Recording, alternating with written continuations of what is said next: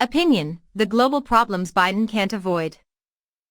In his first days in office, President Joe Biden has prioritized immediate actions in America, and for Americans. This is what he promised.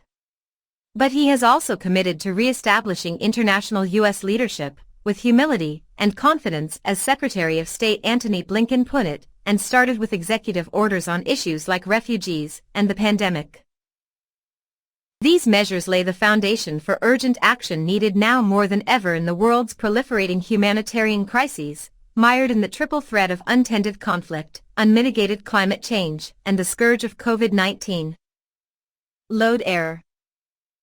As IRC's 2021 Watchlist reveals, this toxic mix is driving unprecedented humanitarian need and reversing decades of hard-won progress worldwide.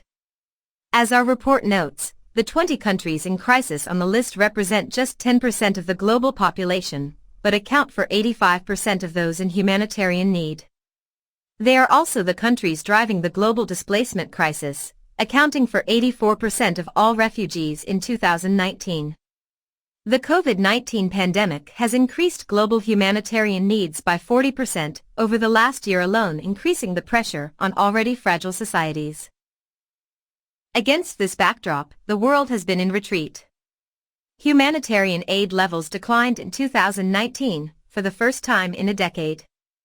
According to the UN Refugee Agency UNHCR, developing nations are struggling to host 85% of the world's refugees, while wealthy nations like the US and European Union member states almost have the number of refugee resettlement slots available to the most vulnerable.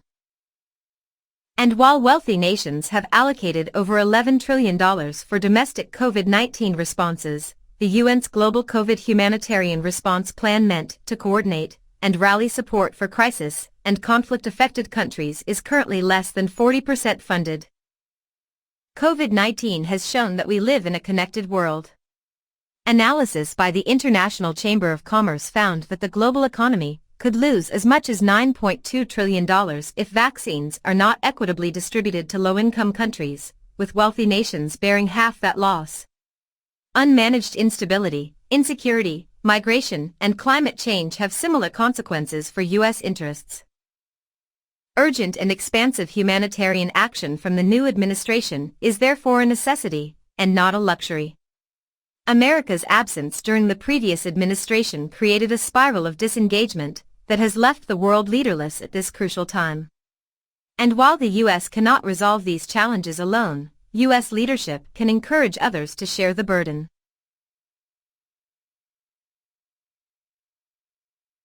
COVID-19 takes priority because it has brought the world to its knees.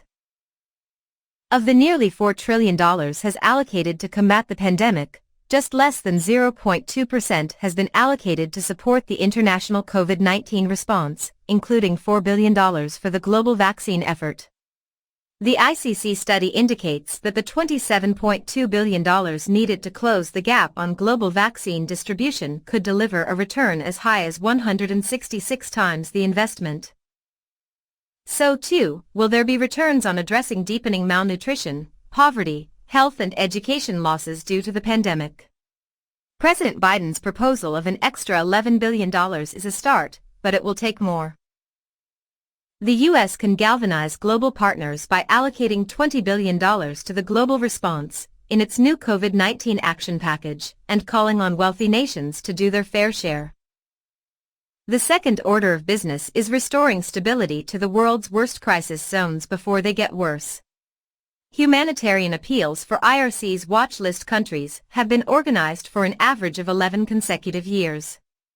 Sustained improvement in these destabilizing displacement crises will deliver humanitarian and strategic benefit, but it will take aid, diplomacy, sustained engagement, and coordination with donors, UN agencies, and international financial institutions.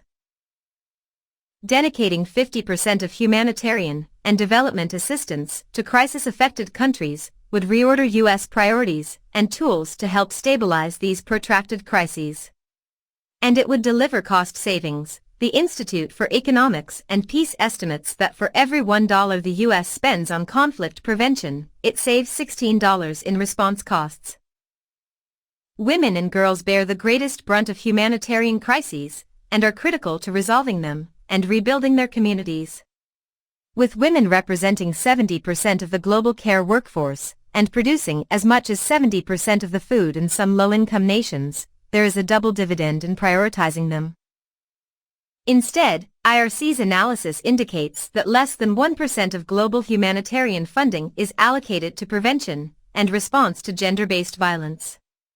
A threefold increase in funding to prevent and respond to gender violence in humanitarian settings sends a strong signal that the Biden administration will lead the world in empowering women and ending violence against them.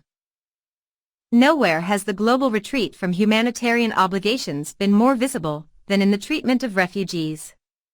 The Trump administration led a global race to the bottom, with 2020 the year with the fewest refugees resettled globally in 2 decades, and many refugees under increasing pressure from their hosts. The U.S. can drive a new and different bargain with major refugee-hosting nations, with incentives to allow refugees' rights to work such that refugees can move from aid dependency to self-reliance. The U.S. cannot lead without getting its own house in order, keeping President Biden's commitment to resettle 125,000 refugees in his first year, building a humane, credible, efficient U.S. asylum system that protects those in need of safety, reinvigorating humanitarian diplomacy, engagement with the UN and the multilateral financing institutions to leverage U.S. resettlement and aid into global action.